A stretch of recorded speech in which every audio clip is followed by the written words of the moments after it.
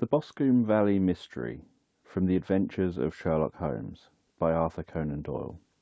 We were seated at breakfast one morning, my wife and I, when the maid brought in a telegram.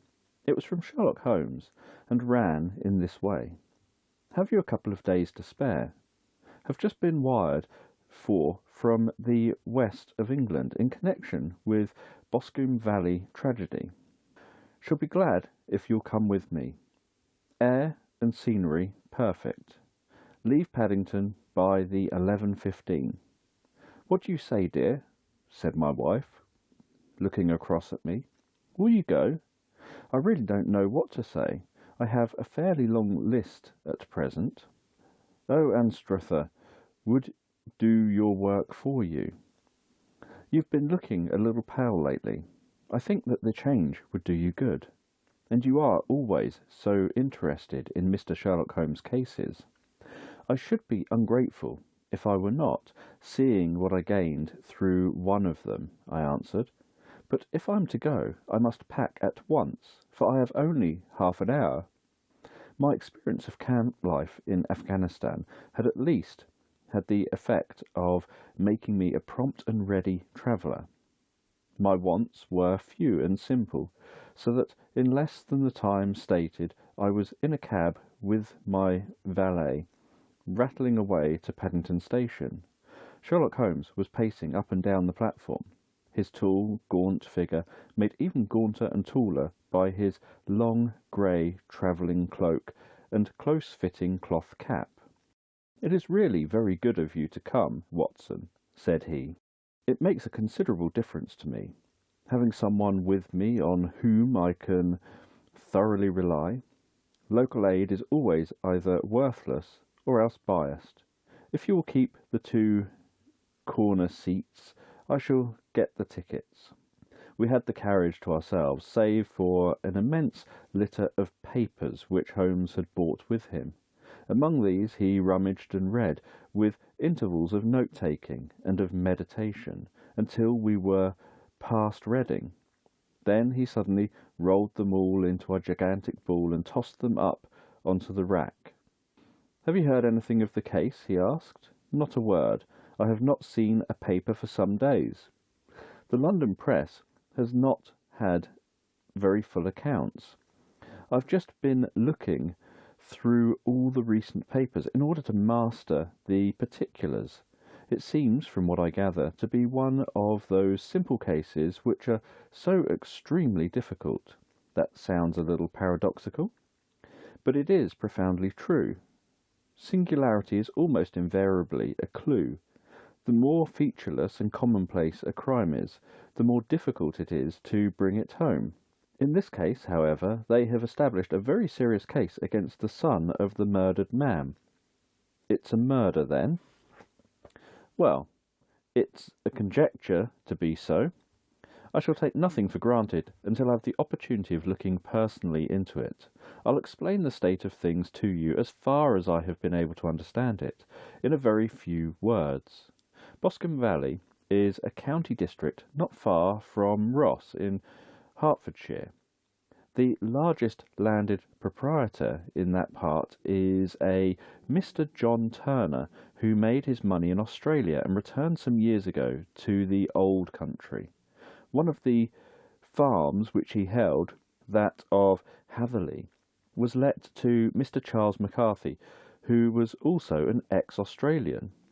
The men had known each other in the colonies, so that it was not unnatural that when they came to settle down they should do so as near each other as possible. Turner was apparently the richer man, so McCarthy became his tenant, but still remained, it seems, upon terms of perfect equality, as they were frequently together. McCarthy had one son, a lad of 18, and Turner had an only daughter of the same age, but neither of them had wives living. They appear to have avoided the society of the neighbouring English families, and to have led retired lives, though both the McCarthys were fond of sport and were frequently seen at the race meetings of the neighbourhood. McCarthy kept 2 servants, a man and a girl. Turner had a considerable household, some half-dozen, at the least. That is as much as I've been able to gather about the families. Now for the facts. On June 3rd, that is on Monday last, McCarthy left his house at Hatherley about 3 in the afternoon and walked down to the Boscombe Pool, which is a small lake formed by the spreading out of the stream which runs down the Boscombe Valley. He had been out with his serving man in the morning at Ross, and he had told the man that he must hurry, as he had an appointment of importance to keep at 3. From that appointment he never came back alive. From Hatherley farmhouse to the Boscombe Pool is a quarter of a mile, and 2 people saw him as he passed over this ground. One was an old woman whose name is not mentioned, and the other was William Crowder, a gamekeeper in the employ of Mr. Turner. Both these witnesses depose that Mr. McCarthy was walking alone. The gamekeeper adds that within a few minutes of his seeing Mr. McCarthy pass, he had seen his son, Mr. James McCarthy, going the same way with a gun under his arm. To the best of his belief, the father was actually in sight at the time, and the son was following him. He thought no more of the matter until he heard in the evening of the tragedy that had occurred. The 2 McCarthys were seen after the time when William Crowder, the gamekeeper, lost sight of them. The Boscombe Pool is thickly wooded round, with just a fringe of grass and of reeds round the edge. A girl of 14, Patience Moran, who is the daughter of the lodgekeeper of the Boscombe Valley estate, was in one of the woods picking flowers. She states that while she was there she saw, at the border of the woods and close by the lake, Mr. McCarthy and his son, and that they appeared to be having a violent quarrel. She heard Mr. McCarthy, the elder, using very strong language to his son, and she saw the latter raise up his hand as if to strike his father. She was so frightened by their violence that she ran away, and told her mother, when she reached home, that she had left the 2 McCarthys quarrelling near Boscombe Pool, and that she was afraid that they were going to fight. She had hardly said the words when young Mr. McCarthy came running up to the lodge to say that he had found his father dead in the woods, and to ask for the help of the lodgekeeper. He was much excited, without either his gun or his hat, and his right hand and sleeve were observed to be stained with fresh blood. On following him they found the dead body of his father stretched out upon the grass beside the pool. The head had been beaten by the repeated blows of some heavy and blunt weapon. The injuries were such as might well have been inflicted by the butt end of his son's gun, which was found lying on the grass within a few paces of the body. Under those circumstances the young man was instantly arrested, and a verdict of wilful murder having been returned at the inquest on Tuesday, he was on Wednesday brought before the magistrate at Ross, who have referred the case to the next assizes. Those are the main facts of the case, as they came out before the coroner and at the police court. I could hardly imagine a more damning case, I remarked. If ever circumstantial evidence pointed to a criminal, it does so here. Circumstantial evidence is a very tricky thing, answered Holmes thoughtfully. It may seem to point very straight to one thing, but if you shift your own point of view a little, you may find it pointing in an equally uncompromising manner to something entirely different. It must be confessed, however, that the case looks exceedingly grave against the young man, and it's very possible that he is indeed the culprit. There are several people in the neighbourhood, however, and among them Miss Turner, the daughter of the neighbouring homeowner, who believe in his innocence, and who have retained Lestrade, whom you may remember in connection with the study in scarlet, to work out the case in his interest. Lestrade, being rather puzzled, has referred the case to me, and hence it is that 2 middle-aged gentlemen are flying westward at 50 miles an hour instead of quietly digesting their breakfasts at home. I'm afraid, said I, that the facts are so obvious that you'll find little credit to be gained out of this case. There is nothing more deceptive than an obvious fact, he answered, laughing. Besides, we may chance to hit upon some other obvious facts which may have been by no means obvious to Mr. Lestrade.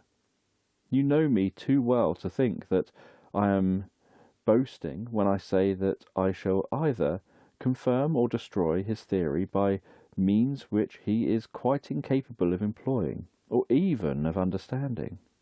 To take the first example to hand, I very clearly perceive that in your bedroom the window is upon the right-hand side, and yet I question whether Mr. Lestrade would have noted even so self-evident a thing as that. How on earth? My dear fellow, I know you well. I know the military neatness which characterizes you. You shave every morning, and in this season you shave by the sunlight, but since your shaving is less and less complete as we get farther back on the left side, until it becomes positively slovenly as we get round the angle of the jaw, it is surely very clear that that side is less well illuminated than the other. I could not imagine a man of your habits looking at himself in an equal light and being satisfied with such a result.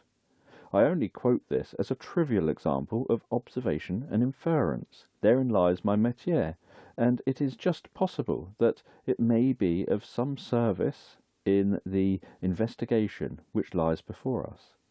There are one or two minor points which were brought out in the inquest, and which are worth considering. What are they? It appears that his arrest did not take place at once, but after the return to Hatherley Farm. On the Inspector of Constabulary informing him that he was a prisoner, he remarked that he was not surprised to hear it, and that it was no more than his deserts.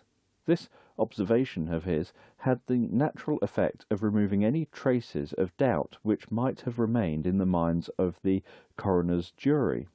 It was a confession, I ejaculated. No, for it was followed by a protestation of innocence. Coming on the top of such a damning series of events, it was at least a most suspicious remark. On the contrary, said Holmes, it is the brightest rift which I can at present see in the clouds. However innocent he might be, he could not be such an absolute imbecile as not to see that the circumstances were very black against him. Had he appeared surprised at his own arrest, or feigned indignation at it, I should have looked upon it as highly suspicious, because such surprise or anger would not be natural under the circumstances, and yet he might appear to be the best policy to a scheming man. His frank acceptance of the situation marks him as either an innocent man, or else as a man of considerable self-restraint and firmness. As to his remark about his desert, it was also not unnatural if you consider that he stood by the dead body of his father, and that there is no doubt that he had that very day so far forgotten his filial duty as to bandy word with him, and even, according to the little girl whose evidence is so important, to raise his hand as if to strike him. The self-reproach and contrition which are displayed in his remarks appear to me to be the sign of a healthy mind rather than that of a guilty one. I shook my head.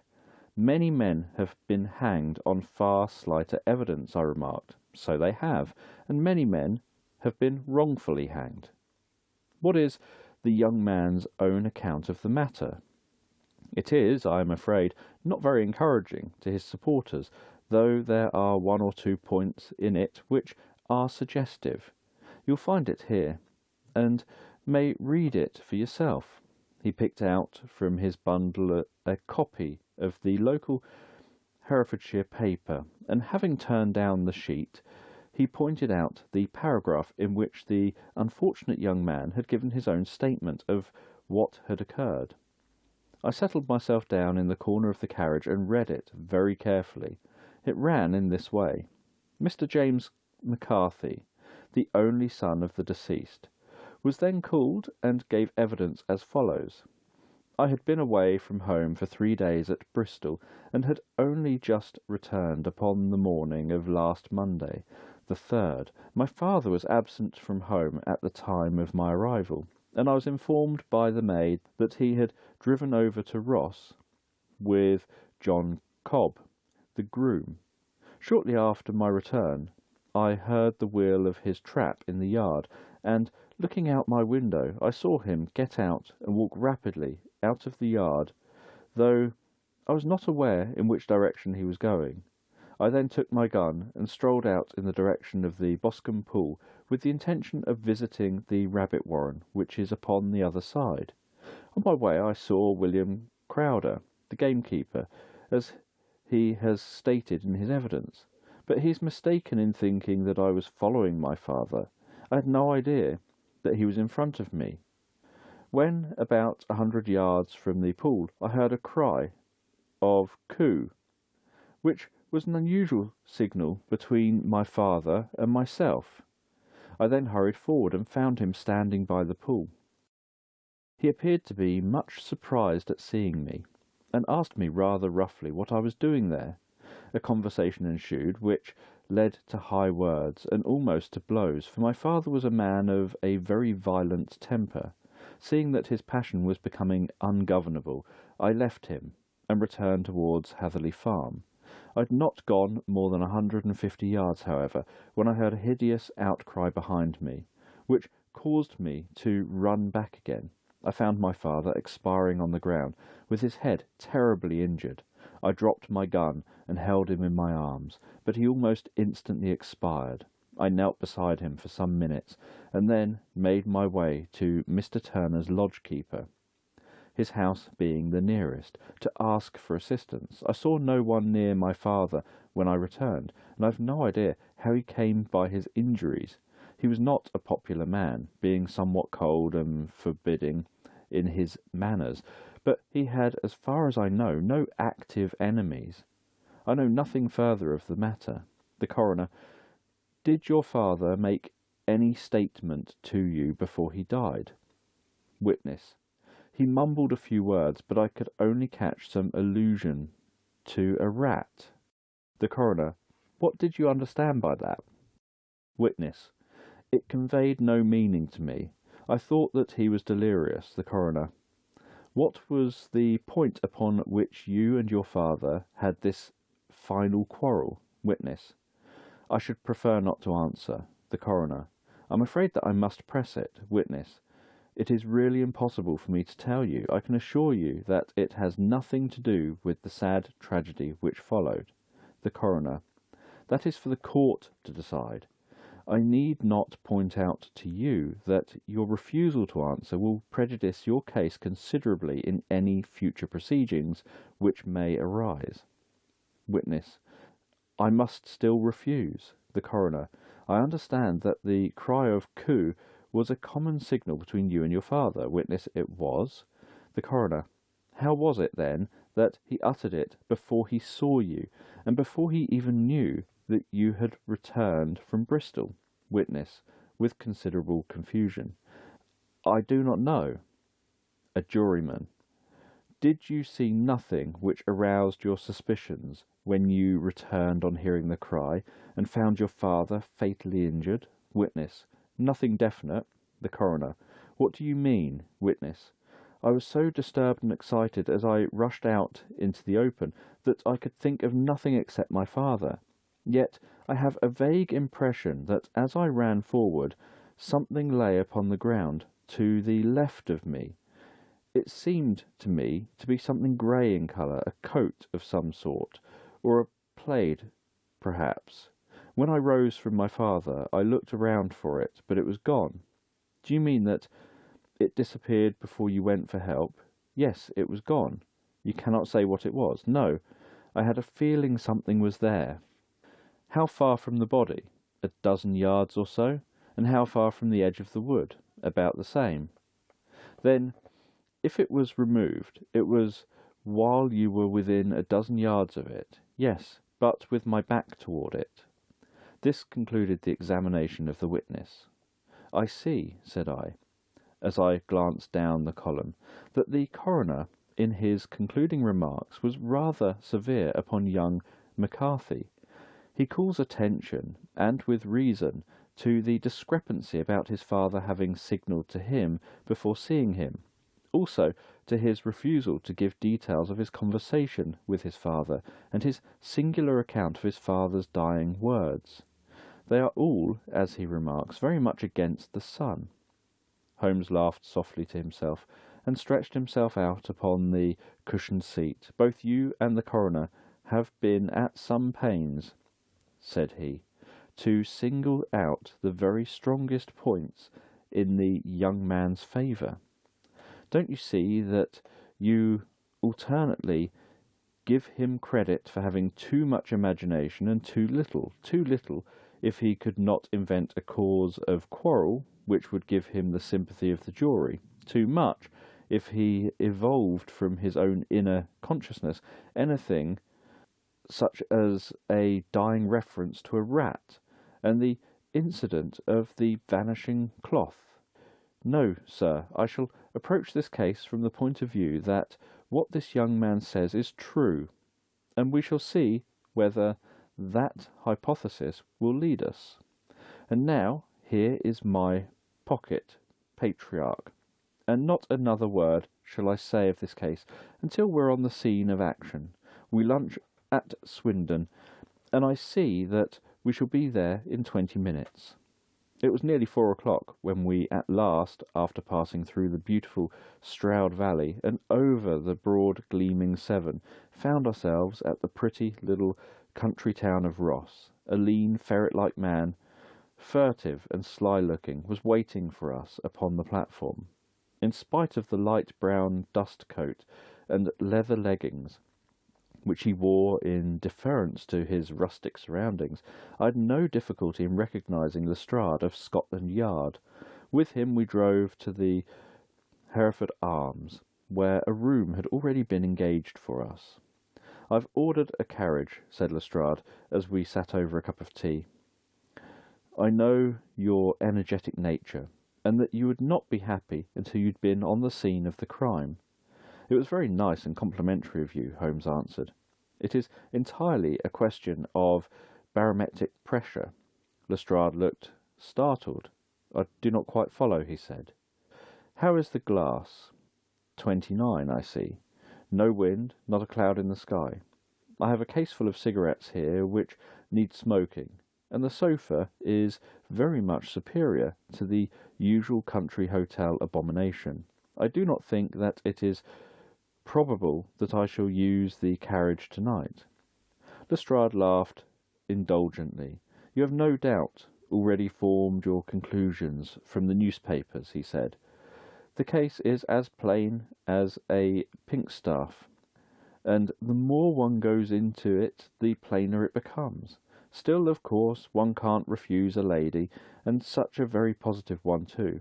She'd heard of you, and would have your opinion, though I repeatedly told her that there was nothing which you could do which I had not already done. Why, bless my soul, here is her carriage at the door." He had hardly spoken before there rushed into the room one of the most lovely young women that I had ever seen in my life. Her violet eyes shining, her lips parted, a pink flush upon her cheeks, all thought of her natural reserve lost in her overpowering excitement and concern. "Oh, Mr. Sherlock Holmes," she cried, glancing from one to the other of us, and finally, with a woman's quick intuition, fastening upon my companion, "I'm so glad that you have come. I've driven down to tell you so. I know that James didn't do it. I know it, and I want you to start upon your work knowing it, too. Never let yourself doubt upon that point. We've known each other since we were little children, and I know his faults as no one else does, but he is too tender-hearted to hurt a fly. Such a charge is absurd to anyone who really knows him." "I hope we may clear him, Miss Turner," said Sherlock Holmes. "You may rely upon my doing all that I can." "But you've read the evidence, you've formed some conclusion. Do you not see some loophole, some flaw? Do you not yourself think that he is innocent? I think that it is very probable. There now, she cried, throwing back her head and looking defiantly at Lestrade. You hear? He gives me hope. Lestrade shrugged his shoulders. I'm afraid that my colleague has been a little quick in forming his conclusions, he said. But he is right. Oh, I know that he is right. James never did it. And about his quarrel with his father, I am sure that the reason why he would not speak about it to the coroner was because I was concerned in it. In what way? Asked Holmes. It is no time for me to hide anything. James and his father had many disagreements about me. Mr. McCarthy was very anxious that there should be a marriage between us.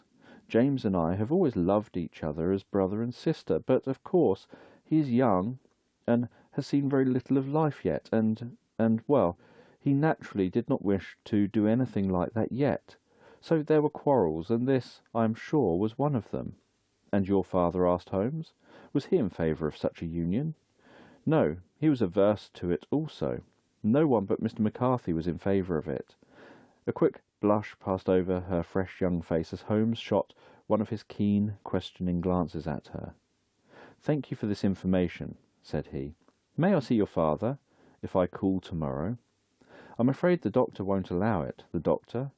Yes, have you not heard? Poor father has never been strong for years back, but this has broken him down completely.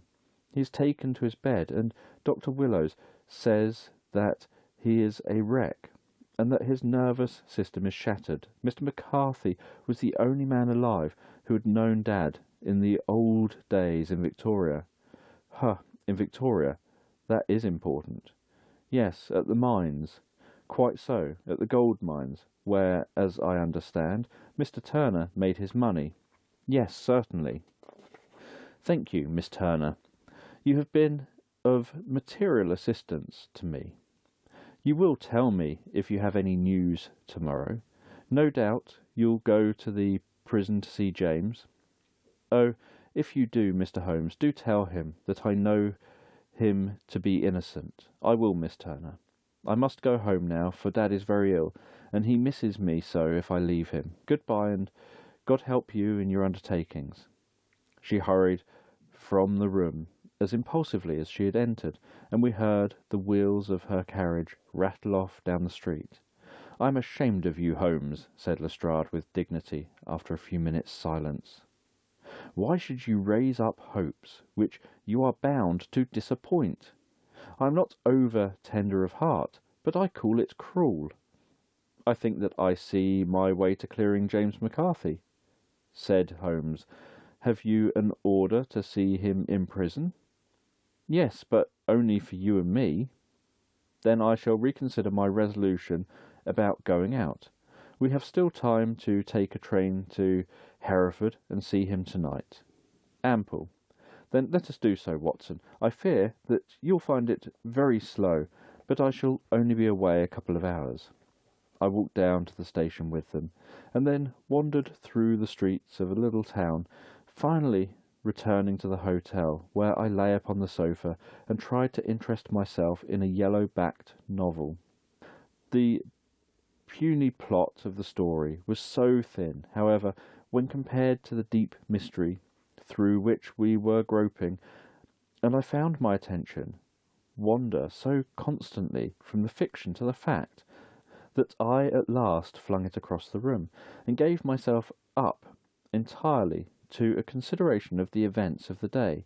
Supposing that this unhappy young man's story was absolutely true, then what hellish thing, what absolutely unforeseen and extraordinary calamity could have occurred between the time when he parted from his father and the moment when, drawn back by his screams, he rushed into the glade? It was something terrible and deadly. What could it be? Might not the nature of the injuries reveal something to my medical instincts? I rang the bell and called for the weekly county paper, which contained a verbatim account of the inquest. In the surgeon's disposition, it was stated that the posterior third of the left parietal bone and the left half of the occipital bone had been shattered by a heavy blow from a blunt weapon. I marked the spot upon my own head. Clearly such a blow must have been struck from behind. There was to some extent in favour of the accused, as when seen quarrelling he was face to face with his father. Still, it did not go for very much, for the older man might have turned his back before the blow fell. Still, it might be worth while to call Holmes' attention to it. Then there was the peculiar dying reference to a rat. What could that mean? It could be delirium. A man dying from a sudden blow does not commonly become delirious. No, it was more likely to be an attempt to explain how he met his fate. But what could it indicate? I cudgelled my brain to find some possible explanations. And then the incident of the grey cloth, seen by young McCarthy. If that were true, the murderer must have dropped some part of his dress, presumably his overcoat, in his flight, and must have had the hardihood to return and carry it away at the instant when the son was kneeling with his back turned not a dozen paces off. What a tissue of mysteries and improbabilities the whole thing was! I did not wonder at Lestrade's opinion, and yet I had so much faith in Sherlock Holmes' insight that I could not lose hope as long as every fresh fact seemed to strengthen his conviction of young McCarthy's innocence. It was late before Sherlock Holmes returned. He came back alone, for Lestrade was staying in lodgings in the town. The glass was still kept very high, he remarked as he sat down. It is of importance that it should not rain before we're able to go over the ground. On the other hand, a man should be at his very best and keenest for such nice work as this, and I did not wish to do it when fagged by a long journey. I've seen young McCarthy, and what did you learn from him? Nothing. Could he throw no light? None at all. He was inclined to think, at one time, that he knew who had done it, and was screening him or her, but I'm convinced now that he is as puzzled as everyone else. He is not a very quick-witted youth, though comely to look at, and, I should think, sound at heart. I cannot admire his taste, I remarked, if it is indeed a fact that he was averse to a marriage with so charming a young lady as this Miss Turner. Ah, thereby hangs the rather painful tale. This fellow is madly insane in love with her, but some 2 years ago, when he was only a lad, and before he really knew her, for she had been away 5 years at a boarding school, what does the idiot do but get into the clutches of a barmaid in Bristol, and marry her at a registry office? No one knows a word of the matter, but you can imagine how maddening it must be to him to be upbraided for not doing what he would give his very eyes to do, but what he knows to be absolutely impossible. It was sheer frenzy of this sort which made him throw his hand up in the air when his father, at their last interview, was goading him on to propose to Miss Turner. On the other hand, he had no means of supporting himself, and his father, who was by all accounts a very hard man, would have thrown him over utterly had he known the truth. It was with his barmaid wife that he had spent the last 3 days in Bristol, and his father did not know where he was. Mark that point, it is of importance. Good has come out of evil, however, for the barmaid, finding from the papers that he is in serious trouble and likely to be hanged, has thrown him over utterly, and has written to him to say that she has a husband already in the Bermuda dockyards, so that there is really no tie between them. I think that that bit of news has consoled the young McCarthy for all that he has suffered. But if he is innocent, who has done it? Ah, who? I would call your attention very particularly to 2 points. One is that the murdered man had an appointment with someone at the pool, and that the someone could not have been his son, for his son was away, and he did not know when he would return. The second is that the murdered man was heard to cry "Coup" before he knew that his son had returned. Those are the crucial points upon which the case depends. And now let us talk about George Meredith, if you please. And we shall leave minor points until tomorrow. There was no rain, as Holmes had foretold, and the morning broke bright and cloudless. At 9 o'clock Lestrade called for us with the carriage, and we set off for Hatherley Farm and the Boscombe Pool. "There is serious news this morning," Lestrade observed. "It is said that Mr. Turner of the Hall is so ill that his life is despaired of." "An elderly man, I presume," said Holmes. "About 60, but his constitution has been shattered by his life abroad, and he has been in failing health for some time. This business has had a very bad effect upon him. He was an old friend of McCarthy's, and I may add, a great benefactor to him, for I have learned that he gave him Hatherley Farm rent-free." "Indeed, that is interesting," said Holmes. "Oh yes, in 100 other ways. He has helped him. Everybody about here speaks of his kindness to him.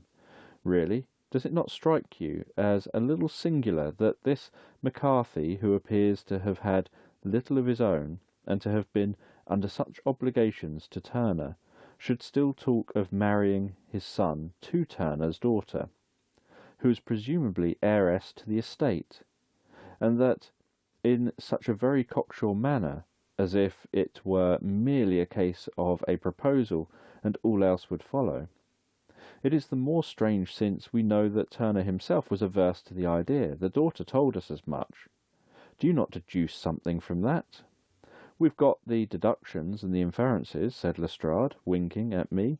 "I find it hard enough to tackle facts, Holmes, without flying away after theories and fancies." "You are right," said Holmes demurely. "You do find it very hard to tackle the facts." "Anyhow, I've grasped one fact which you seem to find it difficult to get hold of," replied Lestrade with some warmth. "And that is, that McCarthy senior met his death from McCarthy junior, and that all theories to the contrary are the merest moonshine." "Well, moonshine is a brighter thing than fog," said Holmes, laughing, "but I'm very much mistaken if this is not Hatherley Farm upon the left." "Yes, that is it." It was a widespread, comfortable-looking building, 2-storied, slate-roofed, with great yellow blotches of lichen upon the grey walls. The drawn blinds and the smokeless chimneys, however, gave it a stricken look, as though the weight of this horror still lay heavy upon it. We called at the door, when the maid, at Holmes' request, showed us the boots which her master wore at the time of his death, and also a pair of the son's, though not the pair which he had then had. Having measured these very carefully from 7 or 8 different points, Holmes desired to be led to the courtyard, from which we all followed the winding track which led to Boscombe Pool. Sherlock Holmes was transformed when he was hot upon such a scent as this. Men who had only known the quiet thinker and logician of Baker Street would have failed to recognize him. His face flushed and darkened, his brows were drawn into 2 hard black lines, while his eyes shone out from beneath them with a steely glitter. His face was bent downwards, his shoulders bowed, his lips compressed, and the veins stood out like whipcords in the long sinewy neck. His nostrils seemed to dilate with a purely animal lust for the chase, and his mind was so absolutely concentrated upon the matter before him that a question or remark fell unheeded upon his ears, or at the most only provoked a quick, impatient snarl in reply.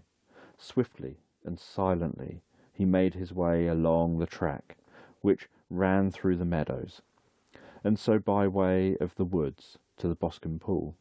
It was damp, marshy ground, as is all that district, and there were marks of many feet, both upon the path and amid the short grass which bounded it on either side. Sometimes Holmes would hurry on, sometimes stop dead, and once he made quite a little detour into the meadow. Lestrade and I walked behind him, the detective indifferent and contemptuous, while I watched my friend with interest which sprang from the conviction that every one of his actions was directed towards a definite end. The Boscombe Pool, which is a little reed-girt sheet of water some 50 yards across, is situated at the boundary between the Hatherley Farm and the private park of the wealthy Mr. Turner. Above the woods which lined it upon the rich landowners' dwellings, on the Hatherley side of the pool, the woods grew very thick, and there was a narrow belt of sodden grass 20 paces across between the edge of the trees and the reeds which lined the lake. Lestrade showed us the exact spot at which the body had been found, and indeed so moist was the ground that I could plainly see the traces which had been left by the fall of the stricken man. To Holmes, as I could see by his eager face and peering eyes, very many other things were to be read upon the trampled grass. He ran round like a dog who is picking up a scent, and then turned upon my companion. "What did you go into the pool for?" he asked. "I fished about with a rake. I thought there might be some weapon or other trace, but how on earth—" "Oh, tut, tut, I have no time. That left foot of yours, with its inward twist, is all over the place. A mole could trace it, and there it vanishes among the reeds. Oh, how simple it would all have been had I been here before they came like a herd of buffalo and wallowed all over it. Here is where the party with the lodge-keeper came, and they have covered all tracks for 6 or 8 feet round the body. But here are 3 separate tracks of the same feet." He drew out a lens and lay down upon his waterproof to have a better view, talking all the time rather to himself than to us. "These are young McCarthy's feet. Twice he was walking, and once he ran swiftly, so that the soles are deeply marked and the heels hardly visible. That bears out his story. He ran when he saw his father on the ground. Then here are the father's feet as he paced up and down. What is this, then? It is the butt end of the gun as the son stood listening. And this? Ha! What have we here? Tiptoes, square, 2 quiet, unusual boots. They come, they go, they come again. Of course, that was for the cloak. Now, where did they come from?" He ran up and down, sometimes losing, sometimes finding the track, until we were well within the edge of the wood and under the shadow of a great beech, the largest tree in the neighbourhood. Holmes traced his way to the farther side of this, and lay down once more upon his face with a little cry of satisfaction. For a long time he remained there, turning over the leaves and dried sticks, gathering up what seemed to me to be dust into an envelope, and examining with his lens not only the ground, but even the bark of the tree as far as he could reach. A jagged stone was lying among the moss, and this also he carefully examined and retained. Then he followed a pathway through the wood until he came to the high road, where all traces were lost. "It has been a case of considerable interest," he remarked, returning to his natural manner. "I fancy that this grey house on the right must be the lodge. I think that I'll go in and have a word with Moran, and perhaps write a little note. Having done that, we may drive back to our luncheon. You may walk to the cab, and I shall be with you presently." It was about 10 minutes before we regained our cab and drove back into Ross, Holmes still carrying with him the stone which he had picked up in the woods. "This may interest you, Lestrade," he remarked, holding it out. "The murder was done with this." "I see no marks. There are none." "How do you know, then?" "The grass was grown under it. It had only lain there a few days. There was no sign of a place whence it had been taken. It corresponds with the injuries. There is no sign of any other weapon." "And the murderer?" "Is a tall man, left-handed, limps, with the right leg, wears thick-soiled shooting boots and a grey cloak, smokes Indian cigars, uses a cigar holder, and carries a blunt penknife in his pocket. There are several other indications, but these may be enough to aid us in our search." Lestrade laughed.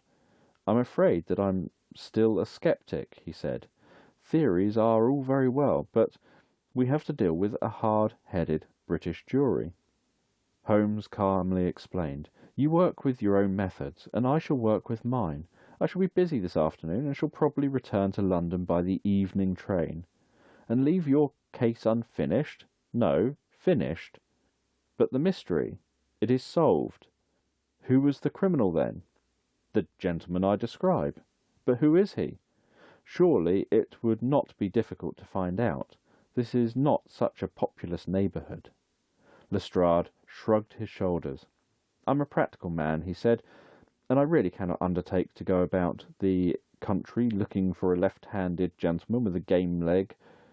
I should become the laughing-stock of Scotland Yard." "All right," said Holmes quietly. "I've given you the chance. Here are your lodgings. Good-bye. I shall drop you a line before I leave." Having left Lestrade at his rooms, we drove to our hotel, where we found lunch upon the table. Holmes was so silent and buried in thought, with a painted expression upon his face, as one who finds himself in a perplexing position. "Look here, Watson," he said, when the cloth was cleared, "just sit down in this chair and let me preach to you for a little. I don't quite know what to do, and I should value your advice. Light a cigar and let me expound."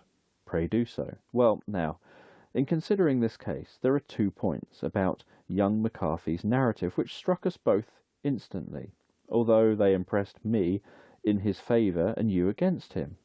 One was the fact that his father should, according to his account, cry 'coup' before seeing him. The other was the singular dying reference to a rat.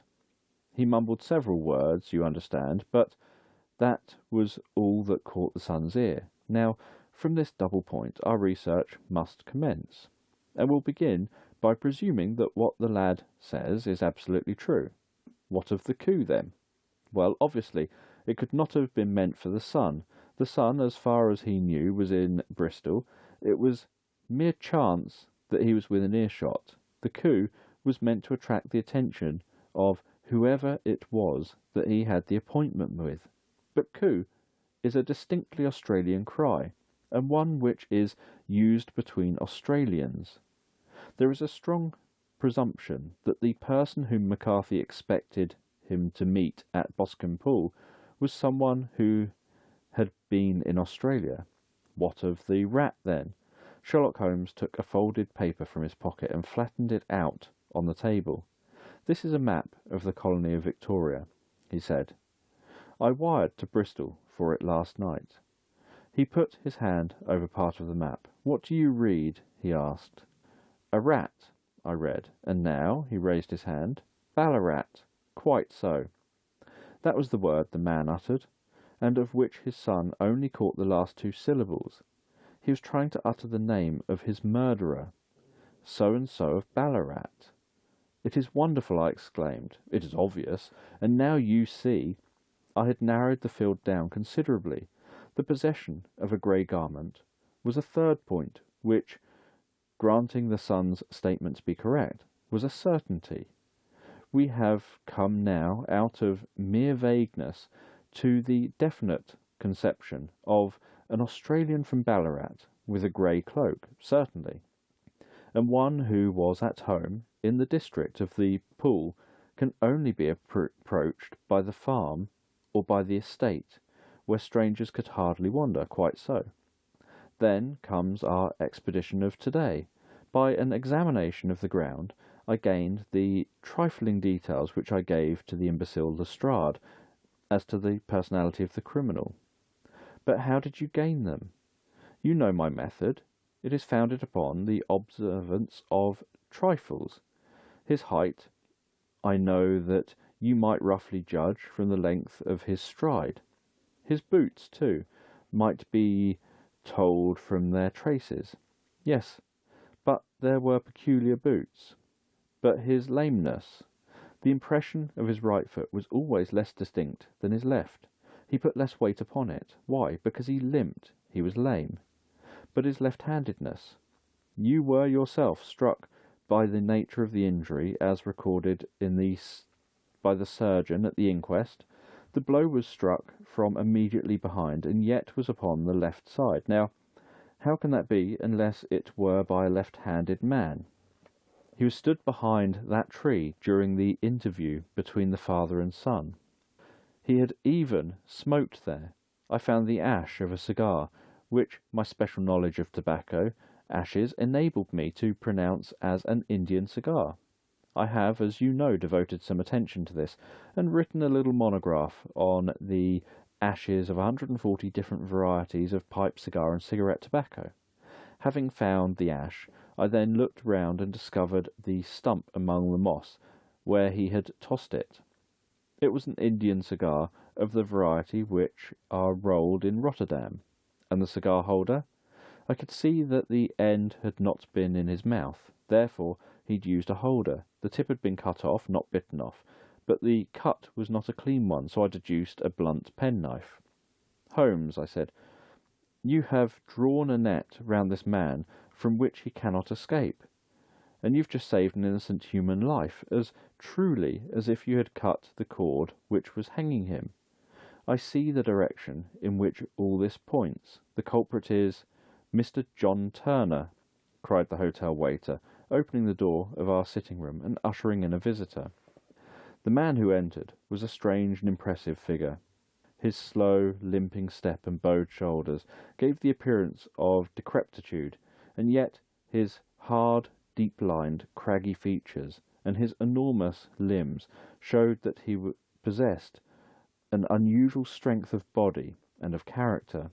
His tangled beard, grizzled hair, and outstanding drooping eyebrows combined to give an air of dignity and power to his appearance. But his face was of an ashen white, while his lips and the corners of his nostrils were tinged with a shade of blue. It was clear to me, at a glance, that he was in the grip of some deadly and chronic disease. "Pray sit down on the sofa," said Holmes gently. "You had my note."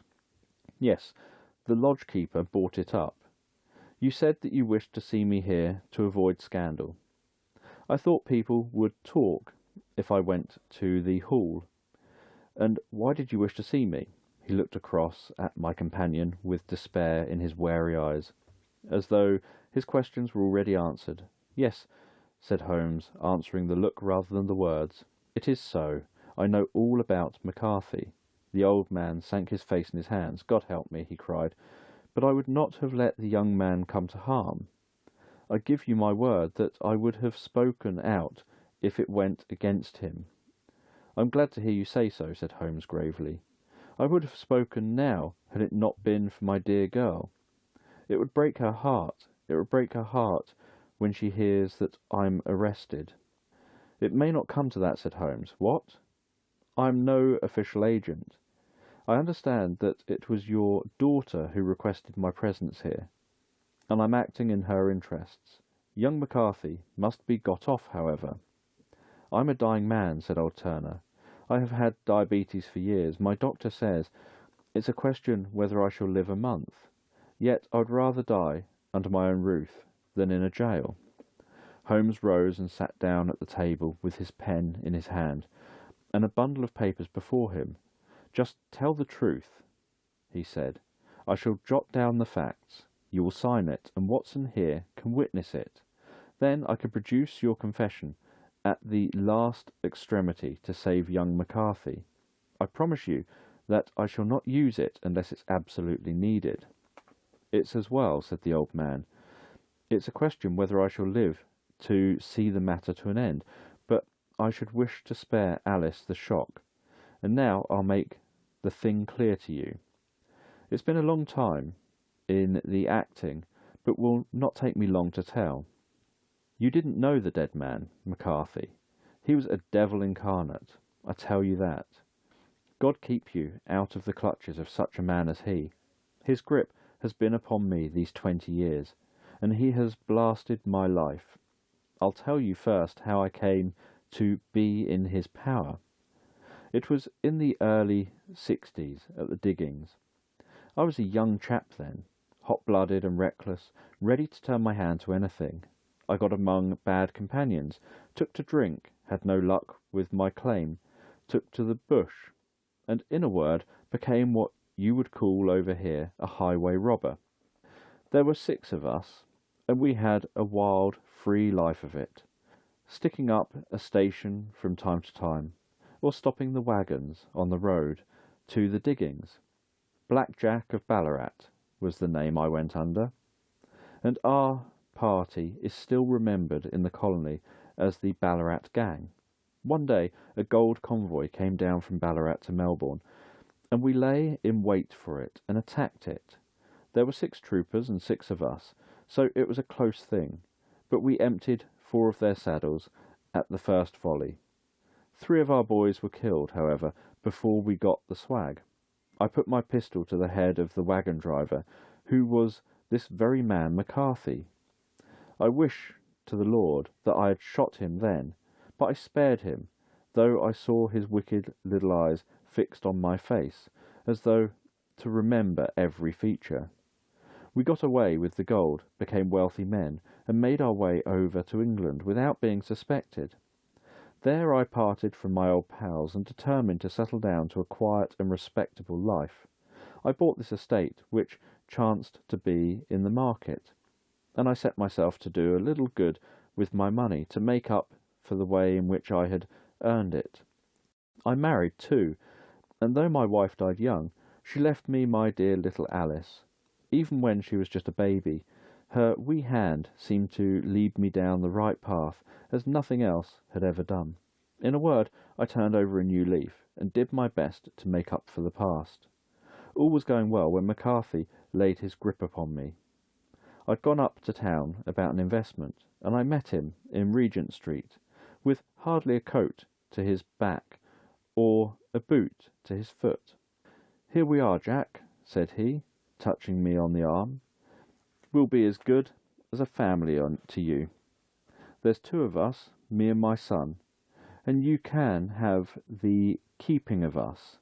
If you don't, it's fine. Law-abiding country is England, and there's always a policeman within hail." Well, down they came to the West Country. There was no shaking them off, and there they had lived rent-free on my best land ever since. There was no rest for me, no peace, no forgetfulness. Turn where I would, there was his cunning, grinning face at my elbow. It grew worse as Alice grew up, for he soon saw I was more afraid of her knowing my past than of the police. Whatever he wanted, he must have, and whatever it was, I gave him without question, land, money, houses, until at last he asked for a thing which I could not give. He asked for Alice. His son, you see, had grown up, and so had my girl, and as I was known to be in weak health, it seemed a fine stroke to him that his lad should step into the whole property. But there I was firm. I would not have his cursed stock mixed with mine. Not that I had any dislike to the lad, but his blood was in him, and that was enough. I stood firm. McCarthy threatened. I braved him to do his worst. We were to meet at the pool, midway between our houses, to talk it over. When I went down there, I found him talking with his son, so I smoked a cigar and waited behind a tree until he should be alone. But as I listened to his talk, all that was black and bitter in me seemed to come uppermost.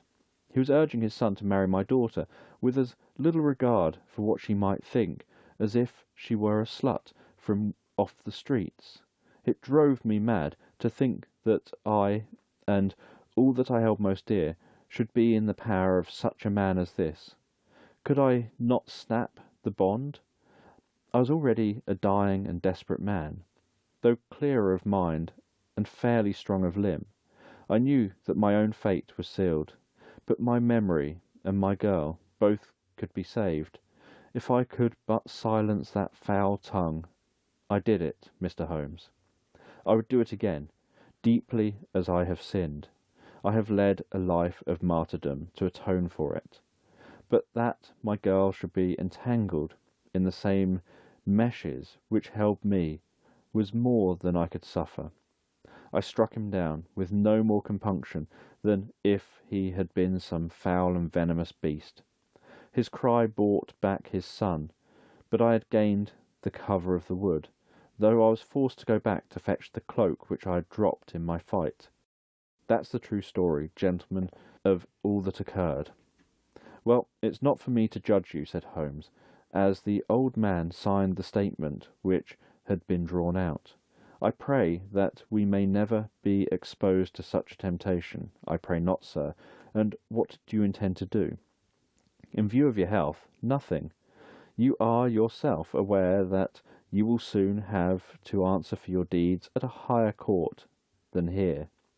I'll keep your confession, and if McCarthy is condemned, I shall be forced to use it. If not, it shall never be seen by mortal eyes. And your secret, whether you be alive or dead, shall be safe with us. Farewell, then, said the old man solemnly. Your own deathbeds, when they come, will be the easier for the thought of the peace which you have given to mine. Tottering and shaking in all his giant frame, he stumbled slowly from the room. God help us, said Holmes, after a long silence. Why does fate play such tricks with poor, helpless worms? I never hear of such a case as this that I do not think of Baxter's words and say, there, but for the grace of God, goes Sherlock Holmes. James McCarthy was acquitted on the strength of a number of objections which had been drawn out by Holmes and submitted to the defending counsel. Old Turner lived for 7 months after the interview, but he is now dead, and there is every prospect that the son and daughter may come to live happily together, in ignorance of the black cloud which rests upon their past.